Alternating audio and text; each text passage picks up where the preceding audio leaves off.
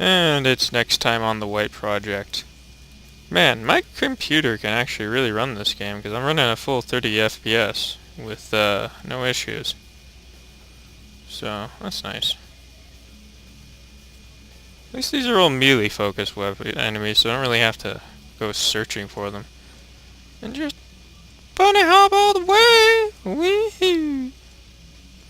So I guess I had to go through that whole cathedral just so I could get up to the stairs. Another one of these things.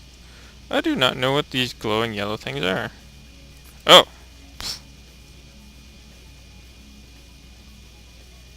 Do-do-do-do. Dunk. Do-do-do-do-do-do-do-do-do-do-do-do-do-do. Oh man, I think I was just talking about Grant Morrison, and one recommendation I make to everyone is to read All-Star Superman. If you've never read it, go read it. I can't even express how good it is. It is it is the comic book that made me actually like Superman as a character. I did not like Superman up until that point. I always thought he was kind of a stupid character. It's like, you got this guy who was basically unbeatable. It's just like, and then to make him interesting, they would always do stupid things like introducing enemies that could match him, or finding ways to take away his powers. Because at the end of the day, what could you do with that? And then, like, basically, Grant Morrison, he said, okay, we got this guy who's basically a god. Let's face him with a scenario in which, for all his power, he's going to fail. He's going to die, no matter what he does. Let's put him in this scenario, and what does he do? What does he do? What does God do in the days leading up to his death? And it was a really good read. Yay. Anyway, and like I said, I just cannot recommend it enough. It was amazingly good. Not a single person I have ever recommended it to has ever come back to me with less than a, my god, that made me like Superman, basically.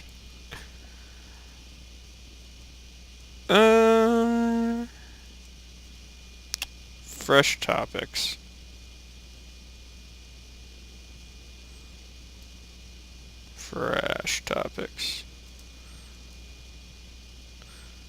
Unrelated to this, and I'm just going to talk about a different video game now, just because I have no idea what to talk about, but my favorite video game of all time, and might be a little controversial, but I'll go on record with it, is Fallout New Vegas.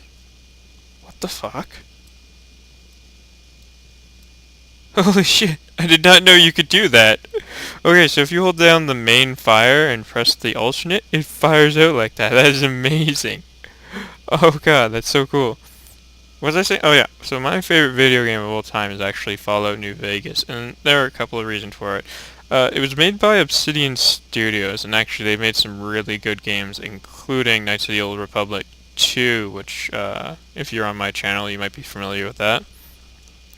Anyway, one of the issues I've always found with them, though, is that they never really had, I guess, the budget to finish the ideas they do. They always do really well-written characters and these really epic, well-written backstories and all this really good stuff, and then it kind of falls flat before the end. Like, one good example is Knights of the Old Republic 2, because that game doesn't really end so much as it just kind of stops. There's no real closure or anything. It just kind of, like, no matter what you choose, the game just kind of peters out at one point. And it's kind of weird, but, like, another good example would be Neverwinter Nights 2, where, the last level looks to be completely unfinished, and then the final boss fight is just ridiculously unbroken and unbalanced. Ooh. Oh, cool. I got the, super demon powers or whatever. Anyway, But New Vegas isn't like that. I don't know if it was because they had like the backing of a major studio or something, because it was, I think they were commissioned by Bethesda and they didn't have to build a game engine or anything because they just used the Fallout 3 one. But New Vegas was just the writing, the characters, the story. It even managed to fix one of the major issues I had with Oblivion and Skyrim and just like all the Elder Scrolls games. One of the big issues I have with those games is that as important as you become to an organization, like you can be the head of the freaking Mages Guild and still be treated like a piece of shit by your, like one of my favorite examples was in Oblivion, especially if you went up to like a regular, like it's just like apprentice, and you talk to them, and they'll just say things like, "Oh, I'm very certain that you have something important to say, but I'm quite busy," and it's just like, I'm fucking the Mages Guild, but in this game, you're technically never more than a courier. You certainly get like some recognition and fame because you do some real shit, but at the end of the day, you're just a courier, and although like people certainly employ you and ask you to do things, you're never really given an official position of authority. Because again, you're just a courier, and that's one really good way of dealing with that particular issue, is just like relegating you to just being a normal person almost, despite no matter how important you actually are to the overall plot. Like, and then the other thing, like I said, is just good characters, good writing. It had an interesting story, unlike like any Elder Scrolls game. Actually, the main story in any Elder Scrolls game is usually kind of crap. I never liked being the Star Wars hero of the land. I'd prefer to be in the world, and a lot of people actually did this. Actually, it's one of the reasons I'll go on record saying I like Oblivion a lot more than I like Skyrim, because although you certainly become very, like, highly regarded, at the end of the day, you're like the B-list. You are Han Solo to the other guy, Martin Septims. You are Han Solo to his Luke Skywalker, basically. Which I always like the idea of that. Anyway, it's really hard to describe exactly what I like about it, but I'm going to try about New Vegas. Like, all the characters had really interesting backstories. It reminded me a lot of a BioWare game where each character you can recruit into your party had their own little side quest, and even just the regular people you meet usually had like a little quest you could do or something interesting to say, and like they just had funny characters and interesting characters and cool ideas, and there was a lot of moral gray ground where even though you could hardly say the Caesar's Legion were the bad guys, there was a precedent where you could argue that they're not really bad guys. Because as evil as they were, they offered a lot of peace and stability. Like, one of the characters I'll point that out to you is Raoul, who's this ghoul mechanic you can meet up with. And he'll, like, say, I've seen what the land was like before the Legion, so as evil, as rough as they are doing, like, the alternative is much worse. And I've figured out that these guys can actually do a lot of damage if they get close because of that mist. So I'm just gonna kind of avoid letting them get too close this time.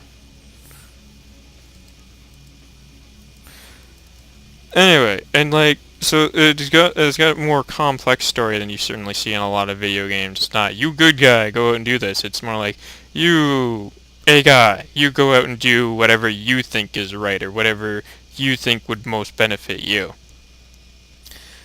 And then, oh, hey, land the level. Just kind of goes, and it's a lot of fun. I don't know what to say. There may be better games in terms of gameplay, and there may be better games in terms of story. But Fallout New Vegas had good gameplay, good story, good characters, and it drew you in, and it had this fully realized world, because that was the other thing. I can't think of a single sandbox game that had such awesome, compelling characters and such a brilliant story to combine with it. Not even like some people might say, oh well, Mass Effect.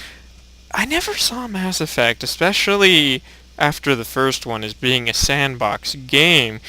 It's true that you have that galaxy map and you can go around and do different missions all over the place, but like especially in 2 and 3, it doesn't feel like you have a big open world. It feels like you have the Normandy and then you have like a couple of little tiny playgrounds you can play out. Whereas in New Vegas you just got this massive map and it's a world that despite being in a desolate like atomic wasteland feels full and vibrant and full of life, and there's these communities and these different politics and all this stuff going on.